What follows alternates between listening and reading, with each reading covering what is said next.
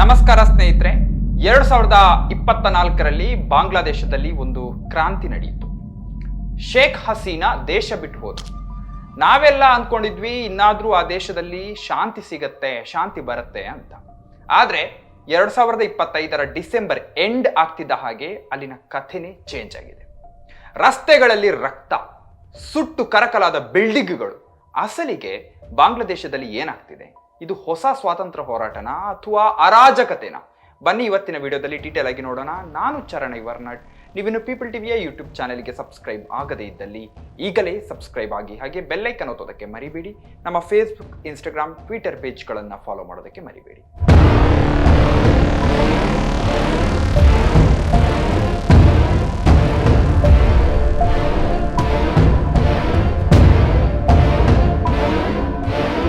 ಎಲ್ಲದಕ್ಕೂ ಕಾರಣ ಡಿಸೆಂಬರ್ 12ರ ಆ ಒಂದು ಘಟನೆ. 32 ವರ್ಷದ ಯುವ ನಾಯಕ ಶರೀಫ್ ಉಸ್ಮಾನ್ ಹಾದಿ ಅವರ ಹತ್ಯೆ. ಆ ಒಂದು ಸಾವು ಇಡೀ ದೇಶವನ್ನೇ ಮತ್ತೆ ಬೆಂಕಿಗೆ ತಳ್ಳಿದೆ. ಅದು ಡಿಸೆಂಬರ್ 12 ಮಧ್ಯಾಹ್ನ. ಹಾದಿ ಮಸೀದಿಯಿಂದ ಪ್ರಾರ್ಥನೆ ಮುಗಿಸಿ ಹೊರಗೆ ಬರ್ತಾ ಇದ್ರು. ಅಷ್ಟರಲ್ಲೇ ಬೈಕ್ನಲ್ಲಿ ಬಂದ ಮುಸುಕುದಾರಿಗಳು ನೇರವಾಗಿ ಗುಂಡನ್ನ ಹಾರಿಸ್ತಾರೆ. ಹಾಡು ಹಗಲೇ ನಡು ರಸ್ತೆಯಲ್ಲಿ ಅವರ ಮೇಲೆ ಗುಂಡಿನ ದಾಳಿಯಾಗತ್ತೆ. ಇವರು ಯಾರು ಗೊತ್ತಾ? ಮುಂದಿನ ಎಲೆಕ್ಷನ್ ನಲ್ಲಿ ನಿಲ್ಲೋಕೆ ರೆಡಿ ಆಗ್ತಿದ್ದ ಕ್ಯಾಂಡಿಡೇಟ್. ಹಾದಿ ಅವರು ಭಾರತದ ಹಸ್ತಕ್ಷೇಪ ಬೇಡ ಅಂತ ಹೇಳ್ತಾ ಇದ್ದವರು. ಹಳೆಯ ಸರ್ಕಾರದ ವಿರುದ್ಧ ಗುಡುಕ್ತಾ ಇದ್ರು. ಅದಕ್ಕೆ ಇವರನ್ನ ಟಾರ್ಗೆಟ್ ಮಾಡಿದ್ರಾ? ಗೊತ್ತಿಲ್ಲ. ಯಾಕಂದ್ರೆ ಕೊಂದವರು ಯಾರು ಅಂತ ತನಿಖೆ ಆಗ್ಬೇಕು, ಯಾಕೆ ಕೊಂದ್ರು ಅಂತ ಡಿಸೈಡ್ ಆಗ್ಬೇಕು. ಇದೆಲ್ಲ ಆಗೋಕೆ ಮೊದಲೇ ಇವರೆಲ್ಲ ಭಾರತದ ಮೇಲೆ ಗೂಬೆ ಕೂರಿಸಿ ಬೆಂಕಿ ಹಚ್ಚೋದು ಎಷ್ಟು ಸರಿ? ಈಗ ಇಲ್ಲಿನ ಜನ ಹೇಳ್ತಾ ಇರೋದು ಒಂದೇ ಮಾತು, ಇದರ ಹಿಂದೆ ಅವಾಮಿ ಲೀಗ್ ಇದೆ ಅಂತ. ಹಂತಕರು ಭಾರತಕ್ಕೆ ಓಡಿ ಹೋಗಿದ್ದಾರೆ ಅಂತ. ಹೇಗೆಲ್ಲ ಜನರನ್ನ ಮ್ಯಾನಿಪುಲೇಟ್ ಮಾಡಬಹುದು ಅಂತ ಇದೊಂದು ಸಣ್ಣ ಉದಾಹರಣೆ. ಇಂತಹ ಉದಾಹರಣೆಗಳನ್ನ ನಾವು ಭಾರತದಲ್ಲೂ ಕೂಡ ನೋಡ್ತೇವೆ.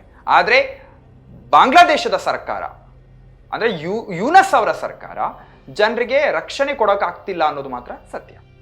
ಫ್ರೆಂಡ್ಸ್, ಒಂದು ದೇಶದಲ್ಲಿ ನ್ಯೂಸ್ ಚಾನೆಲ್ ಅಥವಾ ನ್ಯೂಸ್ ಪೇಪರ್ ಆಫೀಸಿಗೆ ಬೆಂಕಿ ಬಿತ್ತು ಅಂದ್ರೆ ಏನರ್ಥ? ಅಲ್ಲಿ ಸತ್ಯ ಹೇಳೋಕೆ ಯಾರಿಗೂ ಧೈರ್ಯ ಇಲ್ಲ ಅಂತ ಅರ್ಥ ತಾನೆ. ಡಿಸೆಂಬರ್ 19ರ ರಾತ್ರಿ ಆಗಿದ್ದು ಕೂಡ ಅದೇ.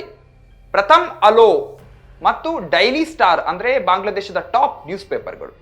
ಜನ ಅದರ ಆಫೀಸ್ಗೆ ನುಗ್ಗಿ ಬೆಂಕಿಯನ್ನ ಇಟ್ರು. ಅದರ ಒಳಗಡೆ ಇದ್ದಂತಹ ಪತ್ರಕರ್ತರು ಸಾಯೋ ಭಯದಲ್ಲಿ ಟೆರೇಸ್ಗೆ ಓಡಿ ಹೋದ್ರು. 27 ವರ್ಷದಲ್ಲಿ ಮೊದಲ ಬಾರಿಗೆ ಮರುದಿನ ಪೇಪರ್ ಪ್ರಿಂಟ್ ಆಗ್ಲೇ ಇಲ್ಲ. ಯಾಕೆ ಇಷ್ಟು ಕೋಪ?